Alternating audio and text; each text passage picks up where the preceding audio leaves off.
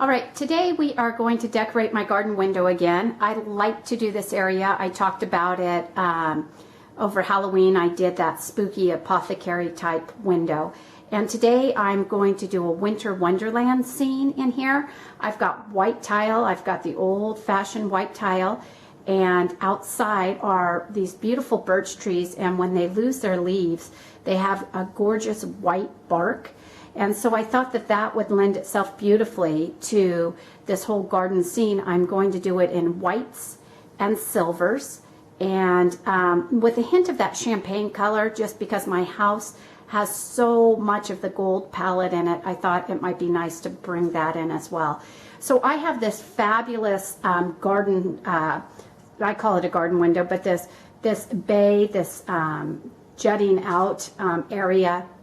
And so it's really easy for me to put items up there or down there, as well as this grid was added, I think, after the fact. And that is fabulous too, because it gives me a lot of area in which to apply my decorations. I'll also probably go up the side of the wall there, up on the valance, the cornice box, and bring it down. So stick with me. I know a lot of you may not have garden windows or even a bay window, but remember the edge of a window always has about a 4 to 6 inch lip on it, and you can always decorate that area of it. So pay attention to some of the things and how I attach them, and hopefully you'll be able to somehow transcend that over to your home. And we'll see what we do here. Thanks so much.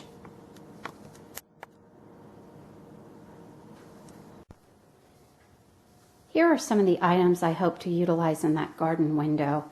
I've got these new spheres that are actually on a timer. They light up. And I've got these darling, I guess they're penguins, some snowballs. I've got some beautiful snowflakes. I've got that beautiful twig, gilded twig. I've got some new items, these new finials. Now these are kind of fun too, these tall cones. They light up. I've got, a lot of us have this. I think this was a Target purchase. Those light up as well. But I've got some new ornaments that I just bought. I thought those were really pretty, kind of thinking about the garden window with the silver. And then I've got these new poinsettias that are kind of that champagne color I was talking about again. Of course, some snow. So we'll see where I go with it. There are some sprigs over there. I have no idea. So I'm really going to be putting it together with you. So let's see how we use all this. Okay, all I've done so far is added this really beautiful twig, and if I get up close to it, you can see how it has this gorgeous sparkle.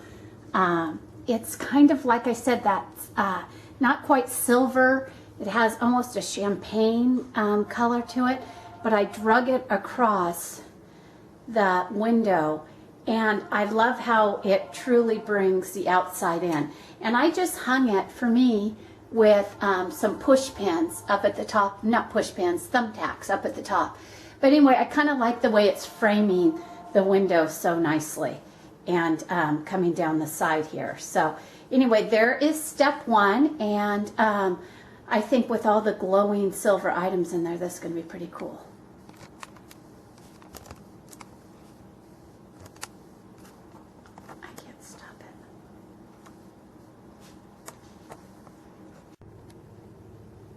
All right, I wanted to show you, I added these really pretty, they're strands of jewels. And you can use these on chandeliers as well. I found them last year, and I had used them in my chandeliers. A lot of people may choose to use them in the tree, but they're brand new to me this year. I, of course, as I tell you, always got them after the season.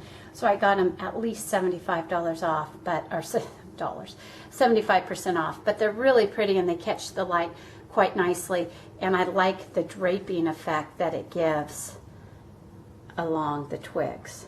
All right.